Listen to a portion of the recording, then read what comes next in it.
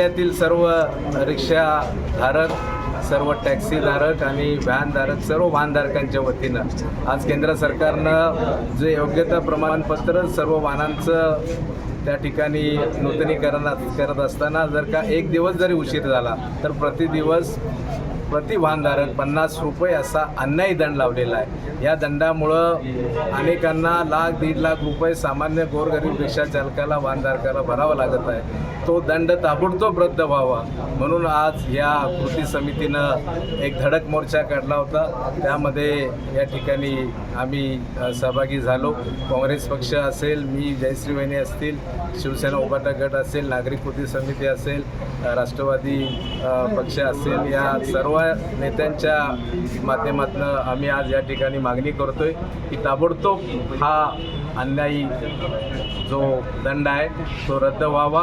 आज जो धडक मोर्चा जो निघालेला आहे तो सांगली जिल्ह्यापुरता आहे। आता येणाऱ्या अधिवेशनामध्ये आणि केंद्र सरकारला यांनी शिफारस करून जर का त्या ठिकाणी हा दंड रद्द नाही केला तर त्या ठिकाणी राज्यातल्या, मुंबईच्या ठिकाणी राज्यातले सर्व असे वाहनधारक गोळा होतील आणि तिथं प्रचंड मोर्चा काढून या सरकारला हा दंड रद्द करण्यापर्यंत आम्ही लढत राहू। मी रिक्षावाला सुनील पवार बोलत आहे की माझं कुटुंब पूर्ण ह्या रिक्षा व्यवसायावर आहे।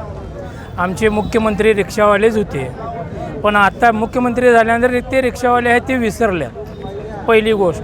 दुसरी गोष्ट, फक्त त्यांना आता खुर्चीची काळजी आहे, रिक्षावाल्यांची काळजी नाही आहे। त्याच्यानंतर आता रिक्षा व्यवसाय एवढा म्हणजे खराबमध्ये आहे की पाक म्हणजे स्क्रॅपमध्ये गेलेला आहे। एक रिक्षा जर नंबरात यावं म्हणजे 2-2 ते 3-3 तास लागल्यात आणि ते भाडं बसते 40 रुपयाचं। शासनानं पहिला रिक्षावाल्यांच्यावर ऑर्डर काढली की 15 वर्षाची रिक्षा स्क्रॅप होणार, तर रिक्षावाल्यांनी गावाकडनं कर्ज काढून, बँकेकडनं कर्ज काढून नवीन रिक्षा घेतली।